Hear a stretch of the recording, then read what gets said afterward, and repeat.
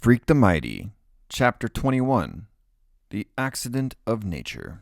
All of us had to go down to the police station, of course, where they took a bunch of pictures of the bruises on my neck, and then they insisted I needed x-rays, and so we had to go over to the hospital and get that done, and then go back to the police station again, which wore on my nerves almost as much as being kidnapped. Grim, the second time we go to the cops, he's sitting there in this room with me waiting, and he says, "I can't tell you what it felt like coming up out of the basement and seeing that double track of footprints in the snow. I knew it was him. I just knew it in my heart." He kept insisting that Graham go home, which she finally did, because we were there at the police station for hours more, me telling all about it over and over until I thought I would faint dead away if just one more person asked me what happened after I woke up in the dark and was stolen from my own bed. Grim, he just keeps patting me on the arm and saying, "This is important, Max. Maybe this time they'll lock him up for good."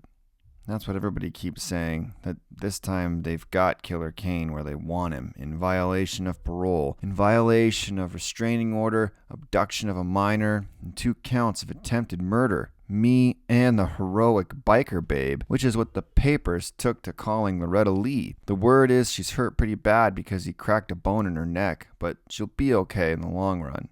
Iggy, when I saw him that time in the hospital waiting, he was chewing a hole right through his beard. He was so worried, and it made me think he wasn't such a bad dude after all. It all goes to show, like Grimm says, that you can't always judge a book by the cover. It turns out to be a pretty weird Christmas vacation, as you might imagine. And Graham keeps fussing at me and won't let me sleep in the cellar. "I don't care if he is under lock and key," she says. Grim, he says, please humor the woman. She's worried about to death. So I sleep upstairs on the fold-out, and at night, Graham keeps checking to see I'm there, which is a pain, but she can't help herself. And anyhow, I'm just as glad not to be alone in the down under. Freak, well, the fair Gwen just about threw a fit when she got him home, because of him disobeying a direct order and sneaking away to rescue me. But after a while, she calms down, and all she does is just look at him and shake her head. "What am I going to do with you?" she asks. "Put me up for adoption," he says. "I want to go live with the Waltons." He means the TV show that keeps repeating, and of course he's teasing her, but the fair Gwen is not amused. "No more crazy adventures or dangerous quests, young man. You have to be careful," she keeps saying. "Extra careful." She means the trouble he has sometimes catching his breath because of the way his insides keep growing faster than his outside, which hasn't really grown at all. Freak goes into the medical research place every few months now, which he says is a real pain. Not that it actually hurts. "Dr. Spivak says my unique status as a marvel of genetic aberration makes me an object of intense curiosity," he says in that lofty way of his. "Specialists from the world over are familiar with my case." "What about the secret operation?" I ask when the fair Gwen can't hear us. "The one where you'll get a robot body?" Freak gets this very cool, scientific look on his face, and he always says the same thing. "The bionic research continues, my friend. The work goes on." I don't know why I keep asking, because it gives me the creeps. You'd think I could be as cool as Freak about the idea, because it's him that's going to get a new bionic body. But just thinking about it makes me want to jump up and run around. I keep telling Graham that when Freak is in the hospital for his tests, I shouldn't have to go to school because we're like a team, but she won't buy it. "I know Kevin has been a great help to you," she says, "but you've got a brain of your own, haven't you, dear?" Yeah, right. The other thing about school that's different about Christmas vacation is how jealous everybody is that we got our pictures in the paper and on the local TV. Mrs. Donnelly in English calls us the dynamic duo, and she put a cutout picture from the paper up on the bulletin board. Wouldn't you know, some goon put mustaches on us the very first day? Freak says he looks cool with the mustache and he can't wait to grow one.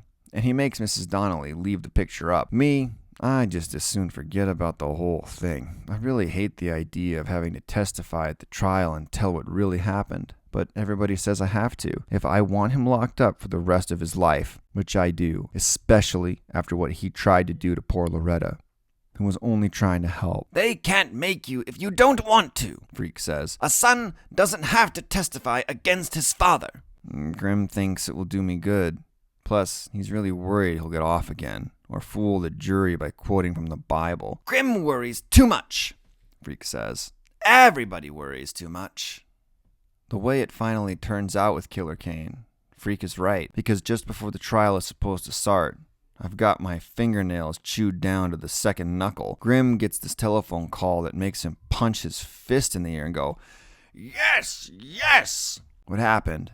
They made a deal and Killer Kane pled guilty, which means he has to serve out the rest of his original sentence plus 10 more years. He'll be an old man when he gets out, Grim says. He'll be older than me. That should make me happy. But instead I feel really weird and worried. And Grim, who still thinks he knows everything, says I just have to get used to the idea. The man is an accident of nature, he says. All you got from him is your looks and your size. You've got your mother's heart, and that's what counts.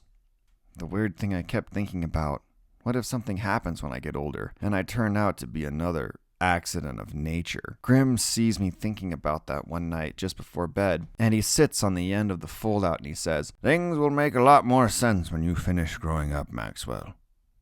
Now, sleep tight, and don't let the bedbugs bite. Grim means well. I know that, but sometimes he says the dumbest things, because it's growing up that worries me.